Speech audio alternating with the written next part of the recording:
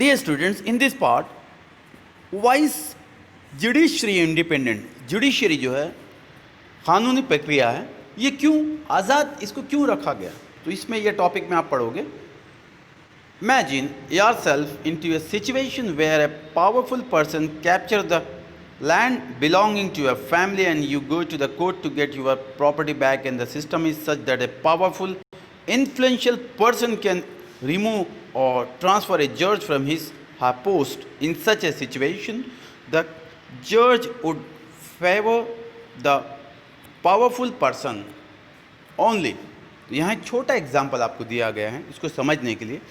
Imagine, मान के चलो कि योर सेल्फ, अपने आप खुद को, इनटू ए सिचुएशन, ऐसे मौके पे आप गिर चुके हो, ऐसे मौके पे आप फंस चुके हो, where a powerful person captures the land belonging to our family. मान के चलो एक हमारी ज़मीन है, ठीक है, एक ज़मीन है, सपोज मेरी एक ज़मीन है, राइट. तो उसको कोई ना एक पावरफुल आदमी, जो गुंडा हो सकता है समाज का, जो पावरफुल है, उसके पास पैसा धन, गलत तरीके से कमाई, दौलत धन सब कुछ है, गुंडा भी है, और तो वो क्या करता है कि मेरी ज़मीन को कब्ज़ा कर लिया, ठीक है. और तब मैं क्या करूँगा? तो मैं कमज़ोर हूँ, मैं शारीरिक भी कमज़ोर हूँ, हर तरह से कमज़ोर हूँ, तो मैं क्या करूँगा? मैं उससे झगड़ा नहीं करूँगा. एज ए मैं अच्छा इंसान हूँ, तो सीधा मैं कोर्ट या पुलिस को उनकी शरण लूँगा. तो वहाँ पे क्या होता है?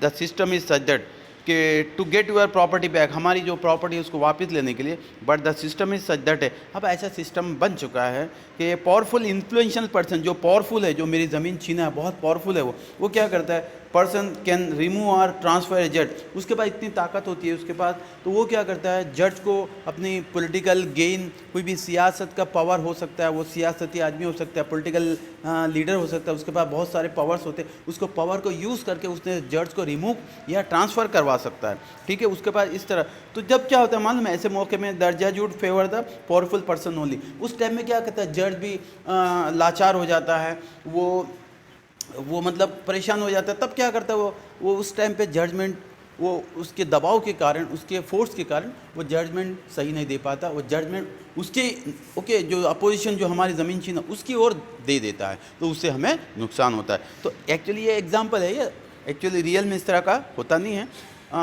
सो बहुत सारे जजेस ब्रेव होते हैं, ओके. वो कोई हालात को भी, इंडिया में ऐसे पावरफुल जजेस हैं हमारे कि ऐसे किसी को वो नहीं मानते, चाहे कुछ भी हो जावे, वो जजमेंट जो सही होता है वही वो जजमेंट देते हैं. तो इस तरह का जजेस होते हैं. Next, so if judiciary is deprived of freedom, अगर जुडिशरी को फ्रीडम नहीं होगा, आज़ादी नहीं होगी, किसी के दबान में काम करना, जैसा होता है ना, जैसा हम लोग स्कूल्स में सपोज देखते हैं कि प्रिंसिपल ऑर्डर्स देते हैं, जो भी है, तो हमें टीचर्स को करना पड़ता है. एग्जांपल, जो हायर अथॉरिटी, जो पुलिस के बड़े अधिकारी होते हैं, जो लोएस्ट रैंक के लोग होते हैं, उनको वो जो कहते हैं वही करना पड़ता है. तो वो थोड़े बॉन्डिंग होते हैं, ठीक है ना.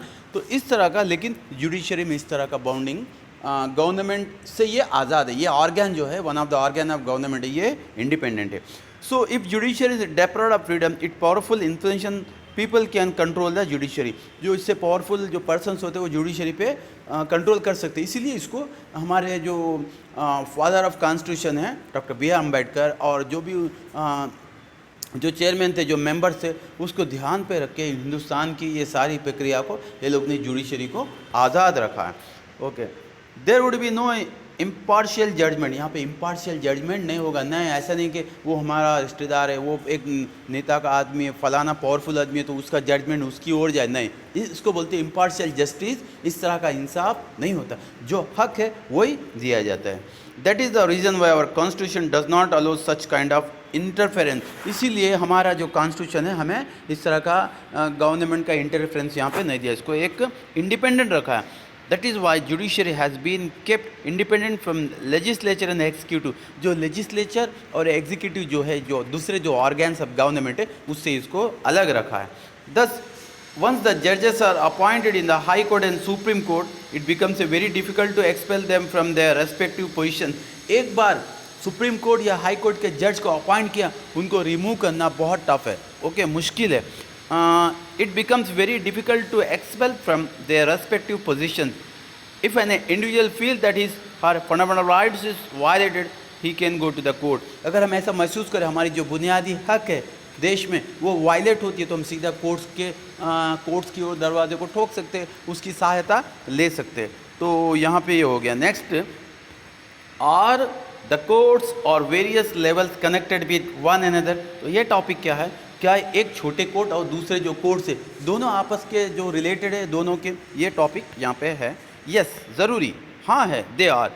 To understand this let's understand the procedure of filing a petition. तो एक पिटिशन, हमें कोई भी एक इशू होता है तो हम कोर्ट में एक फाइलिंग करना पड़ता है, एक फाइल देना, एक पिटिशन देना पड़ता है, ओके, रिटर्न में। तो if an individual finds the judgment given by the lower court not satisfactory, that she can file a petition in the upper court। मान के चलो कुछ भी आप सही है आपको, लेकिन कुछ भी ऐसा प्रॉब्लम हुआ, कुछ भी टेक्निकल हो कि नॉन टेक्निकल हो, तो जजमेंट मतलब आपके सेटिस्फैक्ट्री नहीं है, आपके उम्मीद के बराबर, आपके सेटिस्फैक्शन के बराबर जजमेंट नहीं है, आप ऐसा महसूस करें कि ये जजमेंट जो है गलत है, तो सीधा आप लोअर कोर्ट है तो हायर कोर्ट में आप पिटिशन दाखिल कर सकते हैं। तो ये हमारे पास ये प्रक्रिया कानून की, ये हमें कॉन्स्टिट्यूशन ने दिया है।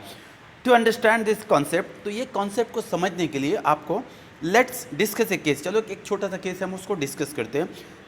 There were few houses in the southern direction where Ratlam municipality had constructed road. तो यहाँ पे हम देखते हैं there were the few houses in the southern direction में एक चंद घर है वेयर रतलाम म्यूनिसिपालिटी जो है, रतलाम एक सिटी है मध्य प्रदेश में, उसकी जो म्यूनिसिपालिटी है क्या किया उन्होंने, रोड निर्माण किया है, कंस्ट्रक्टेड रोड।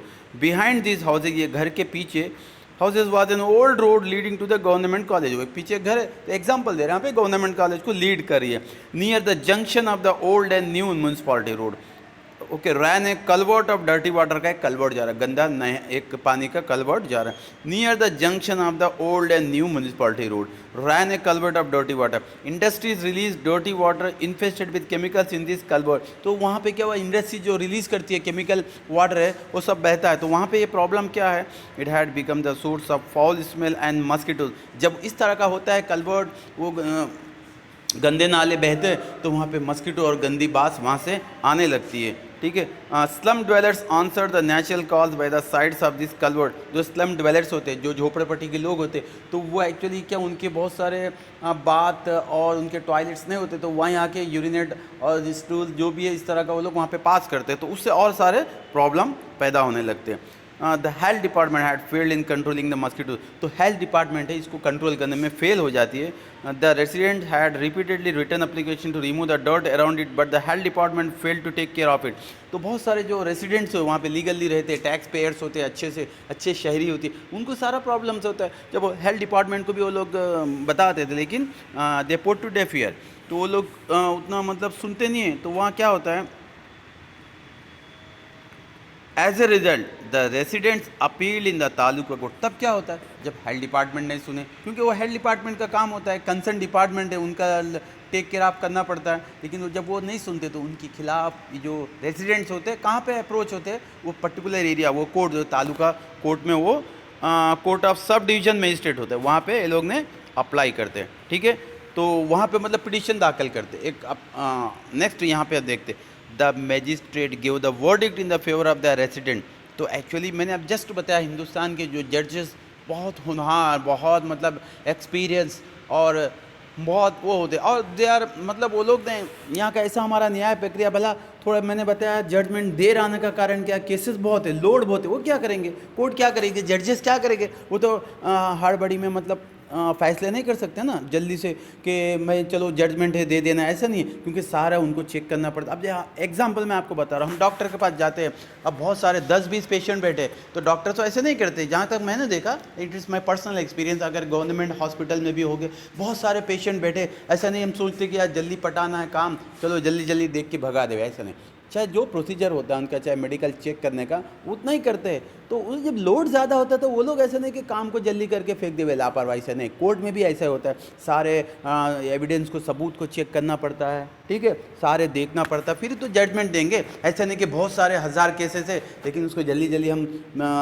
कर देंगे, ऐसा नहीं होता है ना। तो इसके लिए क्या होता है कि ये लोड होता है, कोर्ट्स पे लोड होता है, तो टाइम भी लगता है, कोई केसेस 5 साल चले जाते हैं, यही कारण है। क्योंकि ये एक्चुअली क्या होता है कि पब्लिक का भी सारे मतलब वो होते, छोटे छोटे मैटर को कोर्ट में चले जाते, कोर्ट पे लोड बढ़ता है, तो जब लोड बढ़ता है तो टाइम लगता है केसेस को वर्डिक्ट आने में, फैसले आने में, ये टेक्निकल प्रॉब्लम्स होते हैं। तो यहाँ पे हम देखते हैं तो एक्चुअली क्या हुआ कि इन्होंने एक्चुअली हेल्थ डिपार्टमेंट को ही कोसा है जज ने, क्योंकि वो एक्चुअली पार्शियल, वो इम्पार्शियल नहीं है, वो एकदम पार्शियलिटी नहीं दिखाती, इम्पार्शियल है लोग, ठीक है। जजेस जो होता है हक देखते हैं, हाँ ये गलत तो गलत, फिर उसको रेजिडेंट्स की ओर फेवर में उनके केस आया। तो यहाँ पे देखते हो judgment verdict by the taluka court ने क्या वर्डिक्ट दिया, क्या फैसला दिया। Municipality and the town improvement trust have failed in their duty of maintaining cleanliness. उन्होंने क्या कहा, बिल्कुल सही है, जैसे मैंने हमने केस अभी हमने डिस्कस किया, आपने सुना है, जैसे मैं बताया, म्यूनिसिपैलिटी और टाउन इंप्रूवमेंट ट्रस्ट जो होता है ये दोनों फेल्ड हो गए, किसमें, उनकी ड्यूटी ढंग से निभाने में, सफाई करने में। Both the institutions are order to cleanse the place with immediate effect with in 15 days. तो गवर्नमेंट ने क्या कहा, 15 दिन के अंदर में ये सारी गंदगी हटा देनी चाहिए, इश्यू को सॉल्व करना चाहिए, इस तरह का ऑर्डर दिया, ठीक है, ये इंस्टीट्यूशंस को। With in 15 days the work of the close drainage should be completed. उसके बाद क्या करना चाहिए, जो ओपन ड्राइनेज है, जो मस्कीटो और ये इसको क्लोज करना चाहिए, इसको ऊपर मतलब कंक्रीट से कंप्लीट करना चाहिए, इस तरह का ऑर्डर दिया गया। तो ये होता है impartial justice. The municipality challenge this verdict in the Ratlam district court. फिर क्या किया, देखो एक्चुअली फिर म्यूनिसिपैलिटी ने इसको चैलेंज किया एक केस को, फिर रतलाम डिस्ट्रिक्ट कोर्ट में ये इश्यू चला गया, ठीक है, किसके खिलाफ, ये जजमेंट के खिलाफ। तो यहाँ पे क्या होता है, judgment by the district court किस तरह का जजमेंट देता है, एक्चुअली ये चैलेंज किसको किए, जो लोअर कोर्ट के जो जजमेंट है उसको चैलेंज किए लोग ने, रतलाम म्यूनिसिपैलिटी ने। तो यहाँ पे देखते, the judgment of the taluka court is declared to be unfair. Actually judgment district court ने क्या दिया, देखते हमने, the judgment of the taluka court is declared to be unfair. अब यहाँ पे ये कहते हैं कि अनफेयर है, फेयर नहीं है, ये जजमेंट सही नहीं है, ये डिस्ट्रिक्ट कोर्ट के जज ने कहा।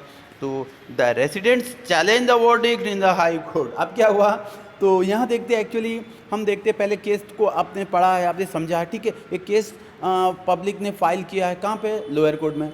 तो फिर से ये वर्डिक्ट आया कि गवर्नमेंट के खिलाफ, ये इंस्टीट्यूशंस के खिलाफ। तो फिर जो ये इंस्टीट्यूशंस जो इंचार्जेस है या इंस्टीट्यूशंस के जो ऑफिशियल्स है, इन्होंने डिस्ट्रिक्ट कोर्ट में चैलेंज किया। तो डिस्ट्रिक्ट कोर्ट ने ये किया कि भाई ठीक है, ये जजमेंट अनफेयर है। तो फिर पब्लिक क्या की, एक इश्यू को लेकर हाई कोर्ट में चलेगी। तो हाई कोर्ट में क्या होता है, नेक्स्ट भी देखते, the resident challenge the verdict in the high court. The high court sustain the verdict of the taluka court but added to the verdict. तो यहाँ पे क्या हुआ, देखो judgment by the high court क्या था कि the resident challenge the verdict in the high court में चैलेंज किया वहाँ के शहरियों ने, the high court sustain the verdict of the taluka court को सस्टेन किया, बोले sustain but added to the verdict में कुछ दूसरा और ऐड किया कि तालुका का जो जजमेंट है उसके सपोर्ट में थे और कुछ ऐड किया, जजमेंट में कुछ ऐड किया, कौन, हाई कोर्ट के जज ने। तो यहाँ देखिए, for a close drainage system 7 months time is given instead of 15 days। Actually क्या हुआ, जो लोअर कोर्ट के जजमेंट उन्होंने कहा कि 15 दिन में सारा चीज़ें हो जाना चाहिए, ठीक है। तो ये जज हाई कोर्ट के ये कहा नहीं ठीक है, लोअर कोर्ट का जो भी जजमेंट है वो सही है, लेकिन आप ये और इसमें थोड़ा ये क्या ऐड किया वर्डिक्ट में, फैसले में, कि 15 दिन की जगह पे वो काम में 7 महीने लगते, तो 15 दिन म्यूनिसिपैलिटी काम नहीं कर सकती।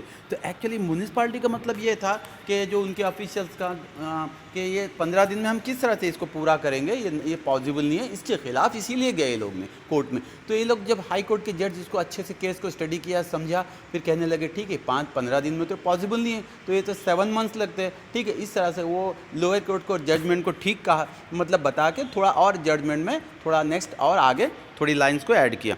ओके, क्या कहा, the pits should be filled with soil to stop the water accumulation and mosquito breeding. तो ये सब फैसला दिया मच्छर को रोकने का और जो खड्डे छोटे उसको मट्टी से भरने का, इस तरह से सलाह दे के इश्यू को सॉल्व किया, ठीक है। Breeding all work should be complete with in 2 years। और कहा सारा काम जो भी है वो बड़ा इशू होता है ना कोई जगह पे, तो वो 2 साल में पूरा करना चाहिए। इन्होंने काफ़ी टाइम दिया म्यूनिसिपैलिटी को, क्योंकि वहाँ फंडिंग भी देखना पड़ता है, दूसरे ऐसे नहीं कि दूसरे काम को भी गवर्नमेंट को चेक करना पड़ता है। तो हमें भी आम जनता को गवर्नमेंट को बेहतर समझना चाहिए, हम छोटी छोटी बातों पे आंदोलन नहीं करना चाहिए, ठीक है। Ratlam municipality was unhappy with the verdict. तो रतलाम म्यूनिसिपैलिटी क्या हो गया, ये वर्डिक्ट से अनहैप्पी हो गए, ठीक है, खुश नहीं थे। फिर भी with the verdict and so it move to the supreme court. अब रतलाम म्यूनसिपालिटी वालों ने क्या किया, अब ये जजमेंट से, हाई कोर्ट के जजमेंट से भी ये लोग मुतमईन नहीं थे, ओके, हैप्पी नहीं थे, फिर वो लोग ने क्या किया, सुप्रीम कोर्ट में चले गए।